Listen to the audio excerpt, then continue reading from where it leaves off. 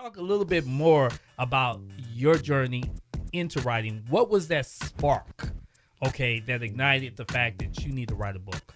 Yeah, the spark. So I guess it would go back to childhood. You know, it always starts as someone that's been really talkative and imaginative as an only child. People would have me read poems all the time. I give a lot of credit to someone that's very influential to me. Anjanette Wilkerson was my avid teacher, and she would always give me opportunities to read different poetry. And she'd say like, oh, you're going to be our Oprah. You're going to be this, those words of affirmation. And so sometimes where the writing comes from, it starts with someone pouring words to you in the audio sense. So she kind of planted that seed to me that like, you're going to use words to help and connect with people in some form or fashion. This is Dr. Rodney Duckett with the Lively Art of Conversation, where we live, we learn, we earn, my goodness, and we pass it along. Tune in and listen to us every Sunday from 7:30 a.m. to 8:30 a.m. as we give you our story with the Lively Art of Conversation.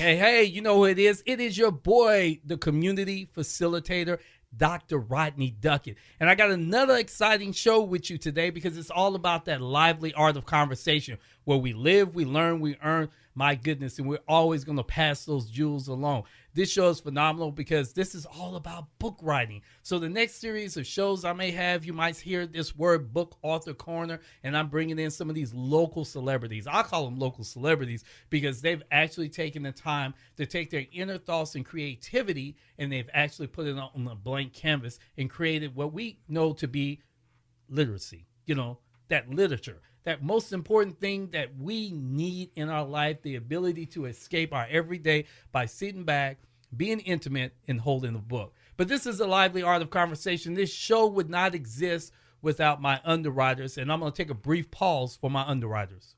This is Lavina Sabri with So Natural Catering and Bomb A Lemonade, and you're listening to the Lively Art of Conversation. Hello. This is Rodney Duckett with the Lively Art of Conversation. As we live, we learn, we earn, and we pass that wisdom along. Join us every Sunday from 7:30 a.m. to 8:30 a.m. as we bring to you our story. You bring your story, we give you our story, and our story is how we engage in our community. Everybody has a story, and we're waiting to hear your story. So if you're interested, reach out to us at livelyartofconversation@gmail.com. Looking to elevate your brand or capture unforgettable moments? New Image Media offers top-tier videography, photography, personal branding, and more. They combine creativity and quality with fair pricing and friendly service so you get the results you want. Whether it's a business promo or special occasion, they bring your vision to life with quality you can trust. Choose New Image Media, where your image is everything. For more info, email media@newimagemiallc.com. Words have power. They connect, heal, and inspire. That's the mission at Bettawatchyatone LLC, founded by Tonee B. Shelton. She's empowering through powerful poetry and prose, with hundreds impacted through speaking events, workshops, and 8 self-published books. Ready to honor the story within?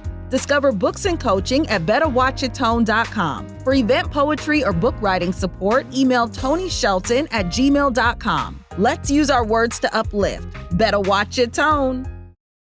You've built a life worth celebrating. Now it's time to be seen. At Las Foto de Lance Photography, they don't just take portraits, they capture the fire in your spirit and the power in your presence. Whether you're reclaiming your confidence, owning your story, or stepping into a new chapter, Las Foto de Lance Photography creates luxury images that reflect the real you. Visit LasFotoDeLance.net or drop by their Harker Heights studio. Las Foto de Lance Photography, unapologetically you, immortalized.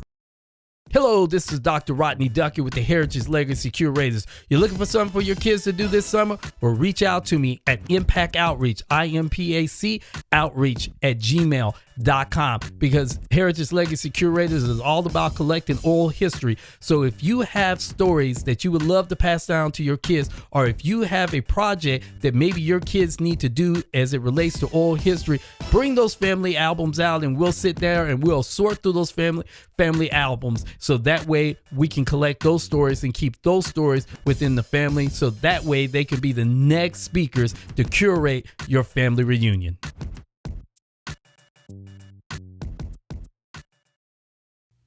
We're back with the lively art of conversation where we live, we learn, we earn. My goodness, we pass it along. For you guys that said, hey, I'm just tuning in, someone told me about this. What is this lively art of conversation? This lively art of conversation all started with the platform of the Focus Show with Reverend Roscoe Harrison and executive producer Horace Grace. I was a frequent guest on this show, and Roscoe would always say, we are practicing the lively art of conversation. So I told Reverend Roscoe Harrison, I said, you know what? If I ever get a chance to get a platform or write a book, I would love to have that. And he gifted that to me. So that ancestor still lives on by way of this show. So if you are one of those Harrison members, or if you know Harrison, or if you're 8th Street Baptist Church right now listening, you know, he means a lot to us, and we keep him alive based off of who he is today with the lively art of conversation. So typically what I do with the lively art of conversation is this right here. I give you a word of the day. A word of the day. I find it very difficult sometimes for me to do the word of the day and then the quote and then the thought. So what I'm going to do is I'm going to have the writer. Yes, I'm putting her on the hot spot right now. The writer to give you the word of the day, to give you a quote, and then also to give you a question that you can journal. So pull out that journal, get that pen, begin to start writing, because my guest here, by far, okay, I got a sweet spot for her. She's a writer. And I met her in her gift. And when I met her in her gift, she was doing the work with my good sister, Lavina Sabri, at the Armed Forces Natural Hair and Health Expo. And I was mesmerized because the words that she was saying was permeating my soul at that time. So we began to dialogue and talk. But actually, I met her a few years prior to that, and I seen her at an event, but she wasn't talking. But that day at Lavina's event, she was actually like really into my soul. And I told her, I mean, that was like the coolest thing that I've ever heard. Like, you really, really like was resonating to me. And since then, me and her have kind of connected because she blocked me in at Barnes and Noble one day and I couldn't get out. So she had me pinned in. I couldn't get out, you know. And then this is kind of how we begin to start our journey to get to know one another. But Tonee B. Shelton, if you don't know right now, Bettawatchyatone, which is one of my underwriters. Yes, one of my underwriters. When I talked to her on the phone and I said I had the show, I said, hey, you know, by chance you want to be an underwriter? She said, boo, I got you. That's what she said. Then she sent me some money, which is very important. And she's been one of my underwriters from the infinite start of this show. So Tonee B. Shelton is my guest today. So Tonee, can you go ahead and start us off with a word, yes, a quote, and a question? Pull your journals out. Okay, this is not fair. Anyway, okay, the word that popped into my mind was intentionality. A quote, goodness. We must be intentional about our time, our focus, and our energy. That's the quote. And the question, how are you being intentional about your time and your effort and your energy? You get that? Intentional. How? What are you putting? How are you preserving this time, this energy? Is it going in the right direction? Is it going in the right place? You know, are you being productive with it? Or is someone out there being an emotional and time vampire and sucking all that away from you? Wow, that's pretty cool. Yeah. I think we got a duet going on here. You got to be careful Lionel with them Richie, emotional Diana vampires. Ross. Yeah, those emotional vampires. Man, they're crazy. Hey, boy. They hit you up. But we'll talk about this in the show. Tonee. Yes. Tonee. Yes. B. Shelton. Not to be confused with the group. Yeah, I know. But that'd be somehow cool if you was related to that, because I'm pretty sure my likes will go up. Literally. Literally go or up. a lawsuit. Yeah. One of the two, you know. Hey, Raphael Sadiq, if you're out there, Raphael Sadiq, hey, man, come on, get on my show, because I got kinfolk right here. Right, literally. I got kinfolk right here. Now, Tonee, a little bit about you. I know a lot about you because we've had conversations leading up to the show, but tell the audience about Tonee B. Shelton, your background. Yeah, Tonee B. Shelton is just a yapper. I'm an only child. I think that's super important because us only children, we learn how to entertain and sustain ourselves. I think that's really important. I was born in Waco, Texas, so I'm a Texas girl. Shout out to Texas fam. But I was raised in Killeen, Texas, so I'm from Central Texas.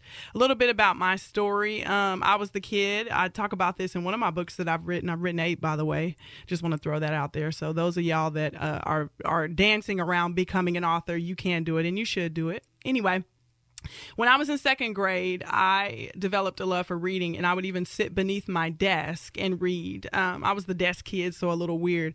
But books were my gateway. They were my avenue. Every time you found me in the family settings, I'd be somewhere reading a book.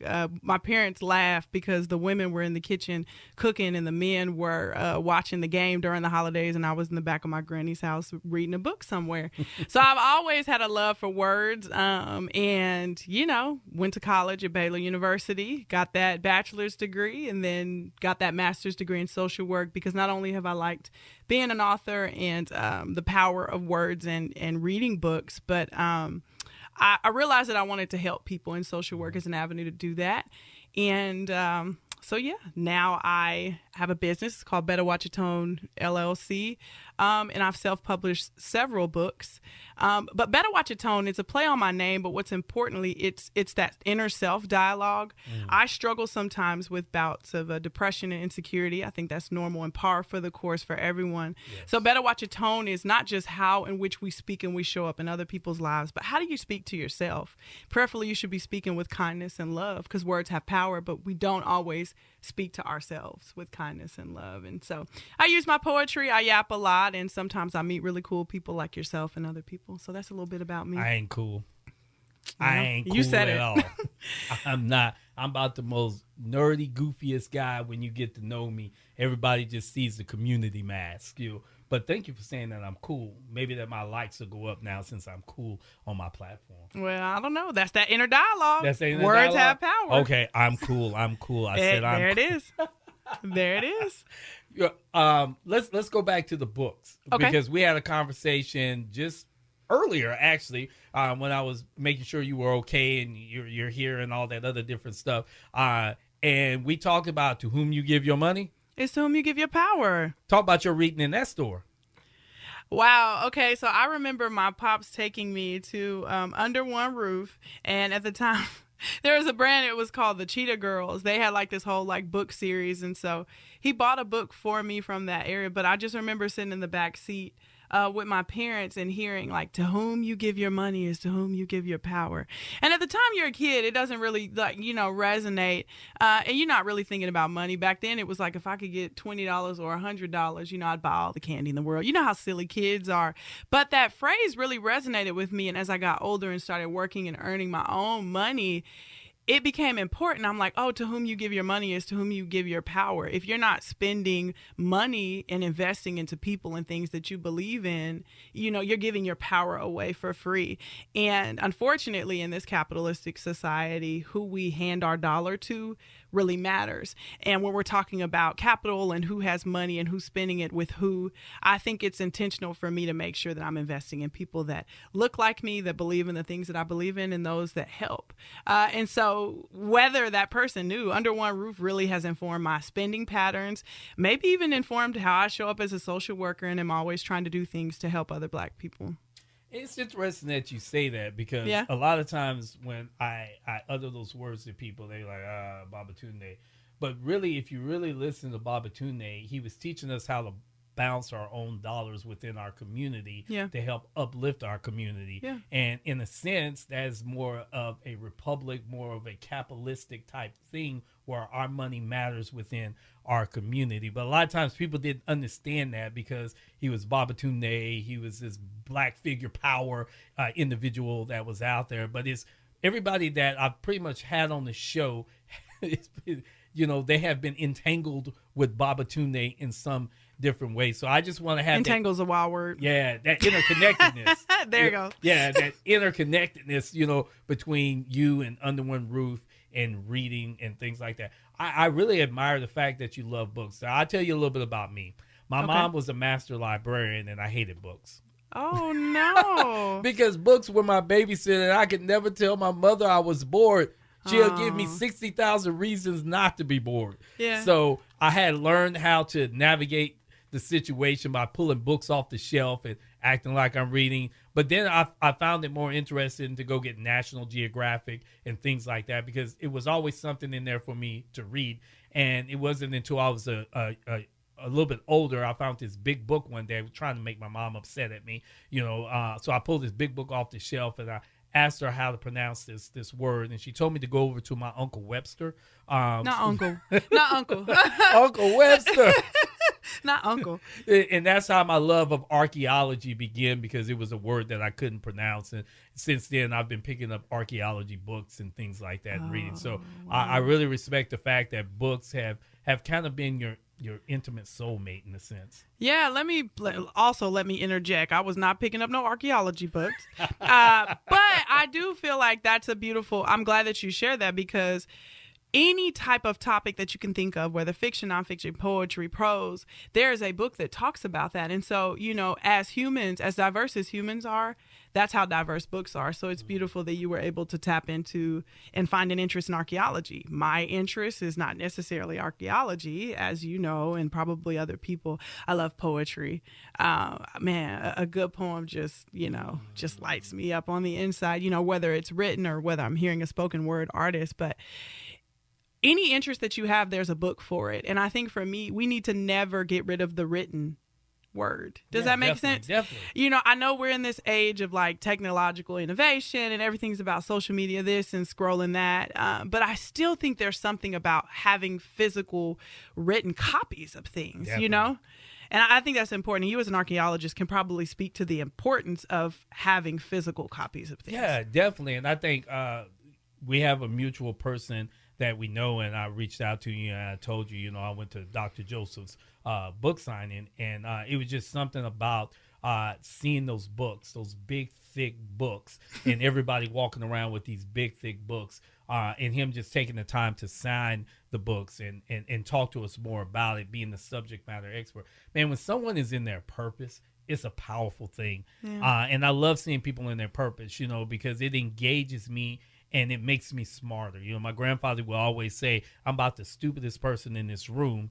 I'm around geniuses, but if I talk to every genius in this room, I become better than them because I take in a part of their discipline. So let's talk a little bit more about your journey into writing. What was that spark, that ignited the fact that you need to write a book? Yeah, the spark. So I guess it would go back to childhood. It always starts as someone that's been really talkative and imaginative as an only child. People would have me read poems all the time. I give a lot of credit to someone that's very influential to me. Anjanette Wilkerson was my avid teacher, and she would always give me opportunities to read different poetry. And she'd say like, oh, you're going to be our Oprah. You're going to be this, those words of affirmation.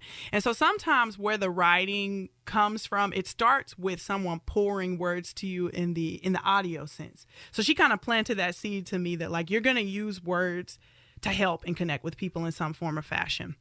Then when I got to college, I had a Facebook account. You know how we do. We fall in love with people. We fall out of love with people. Everything's so raw at that stage. And so I would put up this pretty terrible poetry. Like roses are red, violets are blue. This is why I can't stand you, dude. Like real cheesy stuff, But I really got into the open mic scene. And of course, I don't acknowledge myself as like this really strong spoken word artist, but I would write poetry and then I would perform it. And people say, oh, I like that. And I would use my social media. I had an Instagram at the time. I know Instagram. Do you know what Instagram is? I know you're a bit on the older side of life. Anyway, let me. General, yeah, right? Inspector General IG. So. You're not gonna have me back. But I would use my Instagram and I would just put up like short micro poems. Things I was feeling for the day. And COVID happened in 2020. the world like shut down in such a terrible, such a frightening way. People were losing their jobs, people were dying. There was this mass hysteria and confusion worldwide. And it's like some of us came out of COVID worse. They talk about like the divorces and people got a little thicker than when they went in. It was like you had to, those of you that thought you were in love, you slowed down long enough to look at your person and you're like, who the heck is this, right? And some of you that were single, you were like, oh, I love my single life. And then when you had to sit down and it was just you and them walls and God, you was like, oh, I'm missing another side, right? COVID for me, I ended up having to go home. I spent time with my parents. I actually was one of the people that did better in COVID. It's really crazy. I lost weight. I got back to reading for fun. I spent more time with my parents. We got on Zoom and we're having prayer calls. Like COVID allowed me the space to, in the midst of all this chaos and confusion, be still enough to hear, what is it that you're supposed to be doing? Sometimes when we're always in rotation and we're always in movement, we can't hear God because we're always in our ego space, right? Yes. We're always so busy. A lot of overachievers and producers and things of that nature, sometimes that busyness is actually keeping us out of our calling. You can be productive and still be out of your calling, by the way. Yes. But that's neither here nor there. So COVID had me slow down, and I heard God saying, you need to write a book. I always was like, I know these poems mean something, but I never slowed down enough to take the time to figure out, how do I put this in a format to where people can access a collection of my words and this go out, worldwide. And so I said, okay, God, I hear you. I'm still, if the world ever gets back right again, because, at that time we couldn't go to fast food, we couldn't really go out. Things were shut down. Now, thank you to our first responders who worked through that. Yes. Thank you so much, because while some people paused, some of y'all got busy.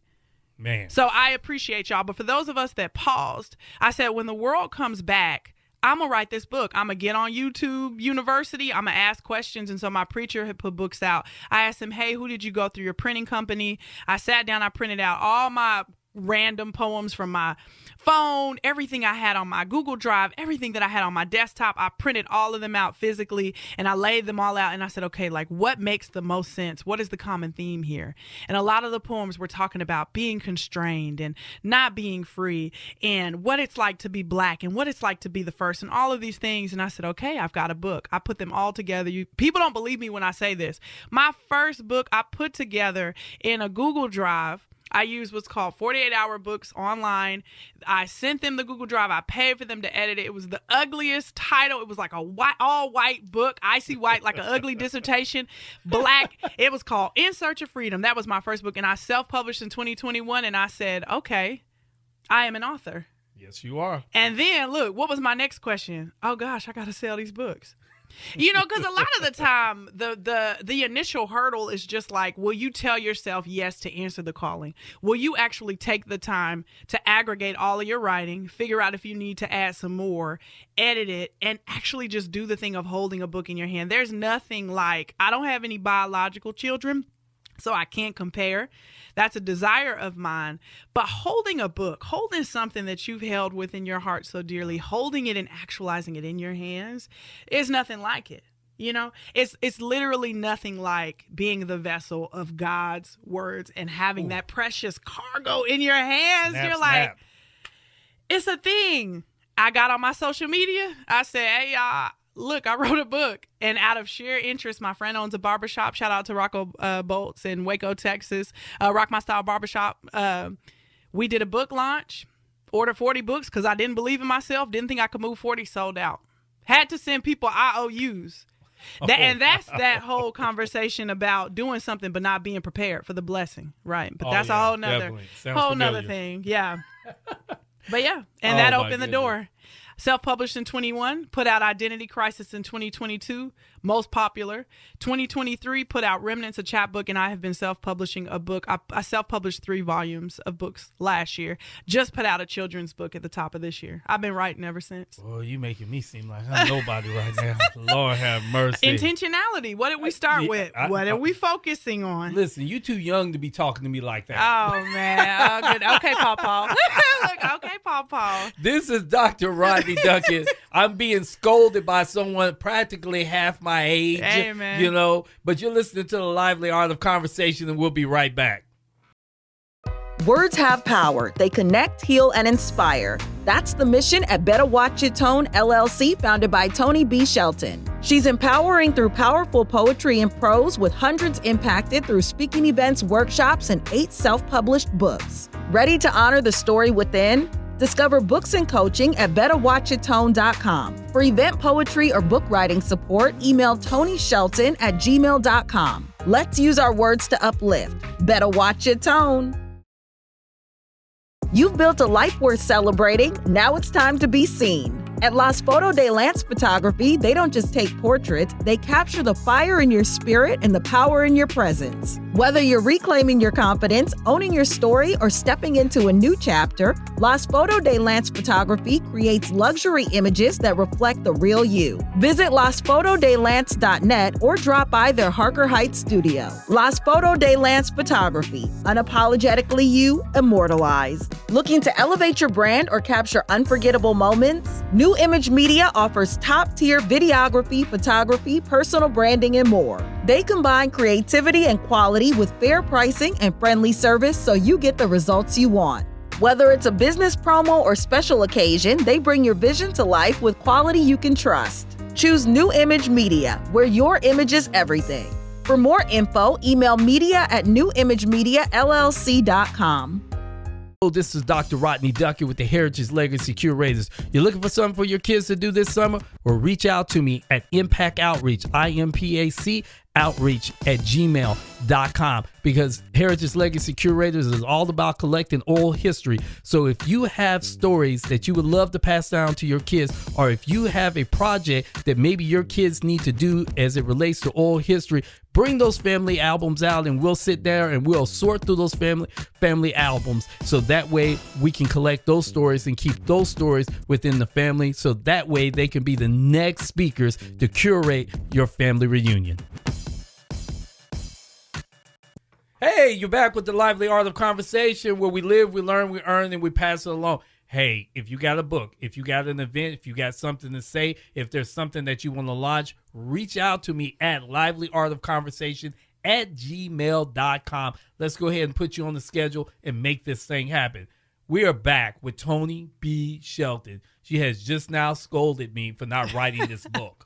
Okay. I mean, she told me that I ain't nothing since I have not prioritized my time to write this book. But one thing that I did get out of her conversation is this. Sometimes we can be so busy in the world, we miss the subtle voice of the universe, which is the creator telling us that he has an assignment for us. Amen. So she slowed down enough so she can hear what she needed to produce in this earth, and it was a gift. And I have 2 of her books. And matter of fact, I have one of them I've just been giving away because I bought like 10 copies, I think. So I've been giving them away to kids. So please support authors that's out there. Please buy these books. You know, I have books around me that I haven't even had a chance to read. That's how much I want to support and believe in the authors. So we talked a little bit about your background. Okay. Tell me what you learned along the way. You know, tell me a little bit of what you've learned writing these books, growing up in this area, getting a degree in social work. Tell me what you've learned. One of my book titles is called No One Is Coming to Save You. I put it out last year in June. Like, Jesus already did that, is my belief. Oh. If you want something, go get it. And, you know, that is such a...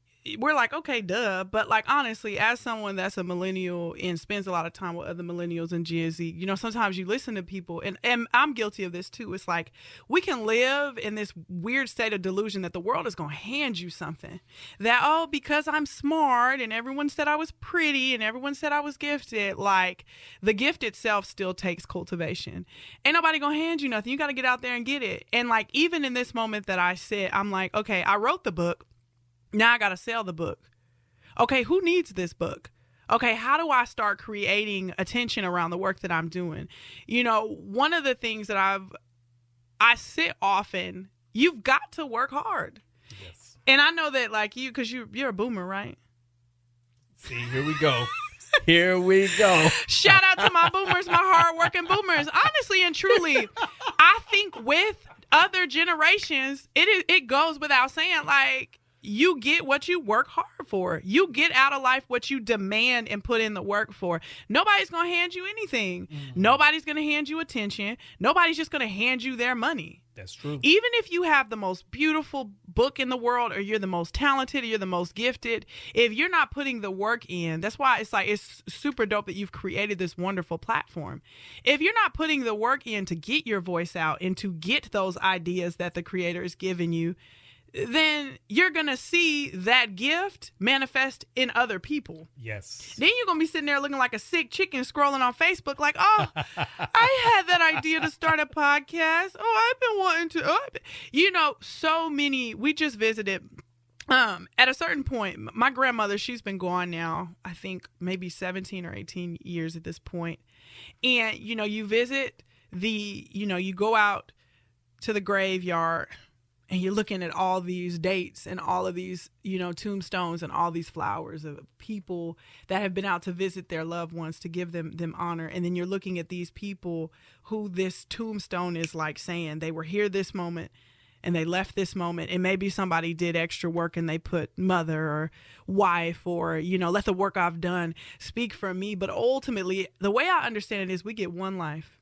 Yes, we do. We get one life. You get one shot to just give it the best of you, Yes. And it's like, the graveyard is coming.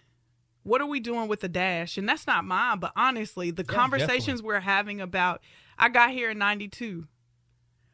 I don't know when that, in between that dash and that end date, I don't know what's going to happen between then. Yes. But the work is in the dash. Yes. And that's important. It's important to work hard and to give life everything that you have. And I think some of us are afraid to risk it all, right? Because we don't want to look silly or we don't want to look foolish. It's like some of the most talented people are insecure about their gift. So it never comes out. And it's like, you have to have the audacity to be bold enough to create the thing, to share the thing, to humiliate yourself and say, you know what? No matter what other people think, I'm going for it. I am a broke poet, social worker. No one knows my name right now. No one knows who I am right now. But it's okay, because with each project that I work on and I say yes to the Lord's words, because I can't take credit for the poems and the words. I feel like God, I'm just a vessel and God gives me the words. Yeah. But with every book that I complete, with every speaking engagement that I talk, and every person that comes up to me and they said, I read your book and I thought this, or it made me feel like this. I'm like, okay, I'm making that dash worth it. You get one life. When you go to the hospital and you see people and they know that the end is coming, they're thinking about, there's someone I didn't tell that I love them, and I did. I didn't take that job across the country. I didn't try to make long distance work. Or I never got that book out. I never set aside time to just go for it. It's like, while we have life still, just go for it and be okay with whatever comes from that, because it's about the trying. It's about the effort. It's about the act. And that's what I learned, to be okay with looking like you're trying and being silly and just simply going for it. That is very powerful. And you're educating me as well, too. Very wise. I mean, you are very wise for 16 years old. Like, oh, now I'm 16, y'all. Boy, I wish, because there's some things I would. Now that I'm 32, look, shoot. And for the 16-year-olds, talk to them. You got the time. Go for it. Be silly. Yes. Don't be so serious. I think sometimes we can get caught up with, it has to be on this timetable. It has to be allow yourself the flexibility to try new things, to be silly, to go for it. Yeah. Yeah, definitely. And, that dash thing that you said when you go and look at the graveyard cemeteries, the tombstones, I've always imagined that dash as an actual seed of opportunity, and sometimes miss opportunities, because a lot of times people take their gifts to the grave. And when I'm working with people, when I used to life coach back in the day, when I work with people, I say, you gotta get your gift out. Just get it out, even if it just touches one person. Even if the person it touches, you're no longer on this earth, you never know what your gift is going to stimulate in other people. So, it's the old adage sermon that they say, your test is your testimony, your mess is your message, your tragedy is your triumph, your begin can be your end, or your end can be your beginning, so whatever it is that you guys are holding on to, just release it, is what she's saying. Now she's telling me I need to release a book, so now I got to go ahead and follow my own words here. So better watch my tone. So. Yeah, you better watch your tone, because I think so many people feel like there's such this barrier, and there used to be a barrier. Yes, Dr. Duckett, there used to be this barrier of like you could not create this. You could not be a singer, not if you wanted to. You couldn't really write a book because there weren't going to be all these avenues for you to get it printed. You ain't know how to do that. You couldn't get on YouTube. There weren't these independent publishing companies. There wasn't this wealth. It's like, in a weird way, this is like the most stressful time in life, but it's also the most like opportune time in life, because literally all the information is at our fingertips. And I tell people, especially people that are orators, see, you're an orator, you're a storyteller. You want to be able to duplicate that knowledge that God has for you so that you don't have to physically be in the room, but your voice speaks. People are able to use your words. So when you take the things that you're saying and you put them into a book, just like how you're leveraging this system right here, you don't have to physically be there. But when you are beneath the ground and you have that tombstone, your books are still being published. People have been gone on a long time, but we're still hearing them speak because they honored what it was that God gave them and put it in the form of a book that can continue to be published and printed. So your words can make you immortal, even when your body is gone. I like that, because there is a lot of fact in what you just said. Yeah. I technically own more books of dead people than live people. Wow. I really do. It's crazy. Yeah. Some of the anthropologists, some of the archaeologists, some of the biblical archaeologists, all the Black history books, I think majority of the people, with the exception of Jeffrey Smalls, Bowder, Dr. Joseph, rest of them are all deceased. Wow. That really, literally, most of them's deceased. Besides you, I was getting ready to say you trying to. Yeah, no. I'm like, whoa. No. We're not ready to put that dash in that end date. Not the end date just yet. But like you said, like, they still speak on from the grave. I still use them as references from the grave. That's an awesome thing. So let's switch gears just for a little bit. Now, I know you've gained a plethora of knowledge along the way, and you're showing this for us. But a little bit. Tell us other things that you've gained, because I follow you. I'm a Facebook stalker. Okay. Oh, Lord. So I have you on LinkedIn too. So I follow you on LinkedIn as well too. And I know that you've gained along the way, because there's programs that you have been the center of attention or leading these programs. I've seen you do speaking engagements, and there's other things that you have going on. So tell us a little bit about that. Yeah, goodness gracious. It feels hard to not talk about the books and the writing, because like that is truly my purpose. And I'm learning in this season that, just because just because the writing itself is your purpose, there are other offshoots for you to support other people. And so, I've done keynotes at different events, different universities, Baylor University, University of Mary Hardin Baylor, Dallas College. I just did a poetry workshop, merging art and activism. It was called Artivism, but I did a different thing. I did a workshop on mental health and wellness, because I'm a big proponent as the social worker is I want our advocates to be well. I want our activists to be well. And for me, it's really important. We can do all these things publicly and externally, but we don't take care of ourselves. Mm-hmm. We don't make sure that we are taking care of our first home. So for me, it's doing the workshops. It's speaking and keynoting at women events. I'm actually really excited about some upcoming opportunities. But I think it's important there's a lot of conversations around balance, and I know I don't balance well. For me, it's about talking, speaking, writing, reading, mentoring other people. But like, that's my life, and that's what I love, and that's what I do. So I'm gonna get you real quick. Well, whatever. Okay? I'm gonna get you, Because, see, you said everything besides the most important thing, okay? What is the most and important thing? The most important thing is you've been to my hometown, baby. You've been the black. She's been the Black Wall Street. Okay, I was wondering where we were going with this. And she met one of my closest childhood friends growing up, Mr. Fatodi. Oh, okay. So, yeah. And he tipped his hat to her. But Tony, shout out to you. He tipped his hat to you. So tell me about your journey in Tulsa, Oklahoma. Yeah, Tulsa was really cool. I went for it. It was the Tulsa Lit Fest, and so I was able to bring some of my books and sell them and sell out of the Fulton Street bookstore, which was super dope. Oh my goodness! And then I even got the chance to do some spoken word. So I read from Identity Crisis. I saw the murals and being downtown, and it's nothing like, because I'm not a big traveler. I travel in my brain. That's why I read a lot of books. I don't know if I'm a little neurotic. I don't like flying, and then all the things that are happening is affirming why I don't like flying. But making the trip out and seeing walking space and just feeling the culture and hearing the stories. I sat in the bookstore after the event was over and just had a meal and coffee with the owner, and I met other artists, and they told me about like the Tulsa Race Massacre and the rebuilding of things, but then also the importance of poetry and the arts, but then the importance of being proud of who you are, being proud of being Black.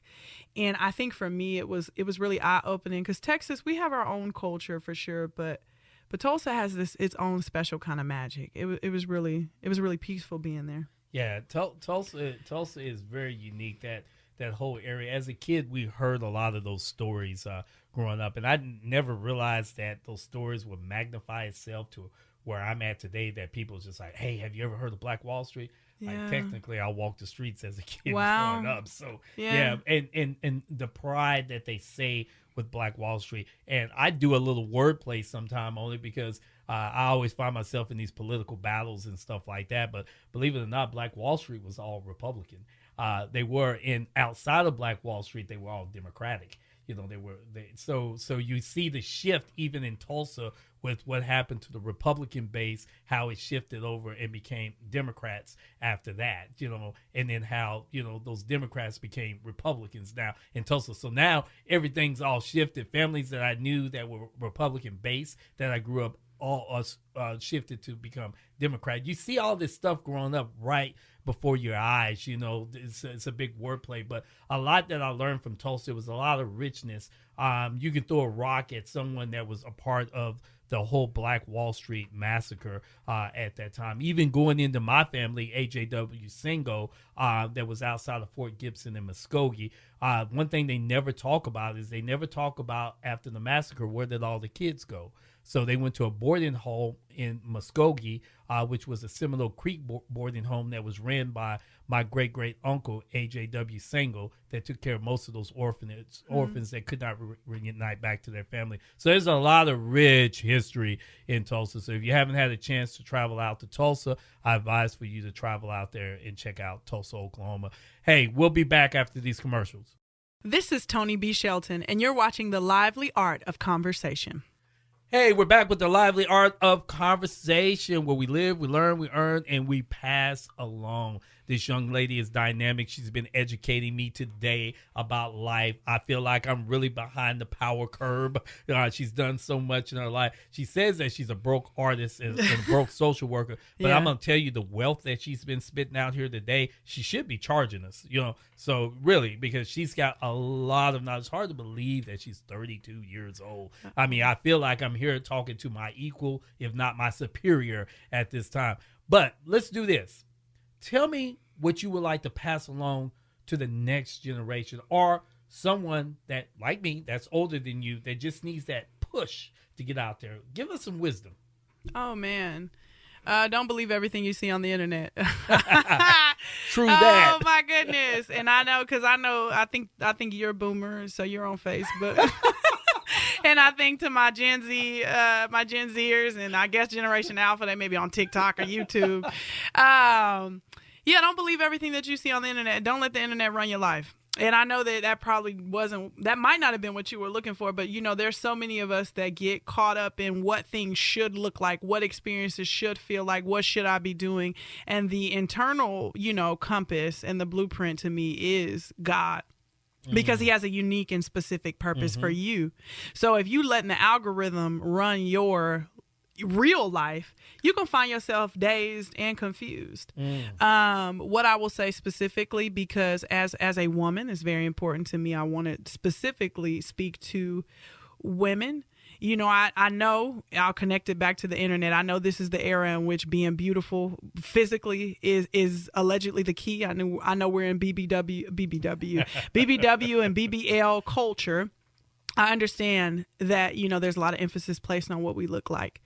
It's really important for you, sis, to figure out who you are and to be okay with who God created you to be, and embracing, whether you're single or partnered, embracing being beautiful and figuring out what your own unique brand of beauty is, and really cultivating who you are and how you show up, not just in how you look, but what it is that you truly can offer society. I really believe in the importance, the hand that rocks the cradle, really molds and shapes the world. You may be a mother, you may not, and that's okay. You may be a wife and you may not, and that's okay. You may be heavier, you may be super skinny, right? You may be locking your hair, you may be faded, but really working on cultivating who you are as a woman and allowing God's vision for you to shape that beauty. Because when you get that inner beauty and that inside set, it doesn't matter what happens around you. A man can come, a man can leave, a person. Don't wrap your identity so much in what we look like and leveraging that. Wrap your identity in who you are and that gift that you have and that inner fire. And don't be okay with waiting. Just be okay with waiting. It's powerful. Yeah, because the quick things don't last. The things that come fast at you, the guy that talks fast, the degree program that you can get quickly, that fast money, just as fast as it comes, it leaves. Wow. So be okay with waiting. Be okay with waiting on that great thing. Be okay with waiting on that great thing. I really, really, really do appreciate what you said, because we are in a culture right now that everybody looks and sounds the same. Wow. It's crazy. Everybody looks and sounds the same. And then me being generation, I don't know, what am I in? Generation X? Am I generation I X? thought it was silent. The silent generation, right? That came before the boomers. I don't know. Oh, God. I don't know what I am. I have no idea. Yeah. But I think as I was growing up and when I looked at women, I just go back to the church. Yeah. All the women had different, body shapes, hairs, or whatever, but they were all different. Their voices were different. And I remember my mom and her group back in the day, they started a walking club, and their goal was not to individually lose 50 pounds, but to collectively lose 500 pounds. And each woman was cheering each woman on to lose that weight. All the time, they were doing their meals. They were making sure they drank their water and all this different stuff. And they would all step on the scales and record that weight reduction. And because it was a team sport, because they needed that sisterhood to get through to lose that weight. And I thought that was powerful. I don't know if people still do that or not, but I thought it was a powerful sisterhood type thing. Because I seen a big shift in my mother when she was losing weight. It was a sense of pride with her, and she wasn't trying to get them off of good times, but what she was trying to do is just try to put herself in a healthier state. So the mere fact that you said that is very, very powerful. Tell me about your books. How did we get your books? How did we book you? Tell me all that stuff. Yeah. So again, my business is called Bettawatchyatone. But my website is www.bettawatchyatone.com, bettawatchyatone.com. Yeah, I'm pretty consistent. And all of my books are on there. If you keep up with me on social media, my Facebook, for those of y'all that are on Facebook, is author Tonee B. Shelton. But my Instagram is Tonee B. Shelton. My LinkedIn is Tonee B. Shelton. And yeah, if you're interested in working with me, it's ToneeShelton@gmail.com. gmail.com. And then my latest work, Dream Big, a poem for young dreamers, is a children's book. I'm bringing back the bedtime stories. I think that's really important. Yes. In the book, you'll find the 3 Bs. I want to remind the next generation that they are bold, brave, and brilliant. And yeah, I think it's super important. So I'm going to continue to write. I know my prayer is to be able to write over 100 plus books. We're heading towards book number 9. So yeah, I'm going to be writing. And that's why I adore you, because I had conversations with you, and I talked about my travels over to Africa. Okay. And one of the things that I've noticed is the stories that they give their children, those bedtime stories, those fables that they have, are all based off of their cultural perspective. Wonderful. So when we're here in America, Ring Around the Rosies, the Little Red Riding Hood, and all that other stuff, the 3 Bears, that has nothing to do with our cultural perspective. So we get lost in the shuffle when you really get into it. The mere fact that you're writing for a sense culturally based for us being African Americans really, really means something, or Black Americans, or just Americans with more melanin than the other Americans, however you want to say it, because people get offended when you say certain things. But at the end of the day, I really do appreciate that you're focusing in on building our youth. And if you haven't seen World Star, we need our youth build up right now. Oh no, truly. And now's the best time in the world for our youth to leverage technology to write and publish their own books. Yes. I think that's really important. So the artist as creator, but also the artist as business person. And I know for me, although I'll be a writer, I'm also going to craft things to where other people can leverage being an artist and also being a business person. Because again, tying it all up, to whom you give your money is to whom you give your power. Why would you not invest some of your money and your power in yourself? Definitely. That is smoking right there. Be intentional. Big time. Goodness. Ladies and gentlemen, this is Miss Tonee B. Shelton. Better watch your tone. If someone is looking for her to get that book written one more time, how do they get in contact with you? Wonderful. If you're looking for me, shoot me an email at toneeshelton@gmail.com. That's TONEESHELTON@gmail.com. Awesome. Ladies and gentlemen, you heard it right here. The lively art of conversation, where we live, we learn, we earn. My goodness, we pass it along. We are here, and we have been educated by the lovely Tonee B. Shelton. Guys, I am not like baby boomers, so whatever she said, don't believe that. Okay, I'm 52, 53. Sometime I kind of lost. Which one is it? Yeah, I don't know. Which one is I it? have no idea. Like, goodness. really, I don't. But I'm not in my 70s like my dad. So, but no, I really appreciate you taking the time. You drove all the way from Dallas to be here with that. So that really, really makes me feel good, because I know you're very busy, in the fact that you're here. So lively art of conversation with Dr. Rodney Duckett. Hey, tune in next week. I got my fam here. That's right, my fam is going to be here. Miss Empress herself, Miss Darlene Golden's going to be here, and she's going to talk about the Caribbean Afro Festival. If you haven't been there, this is one of those festivals that you want to go to. So tune in next week, every Sunday from 7:30 a.m. to 8:30 a.m. for the lively art of conversation. And I am Dr. Rodney Duckett signing out. Peace, blessings, and ashe.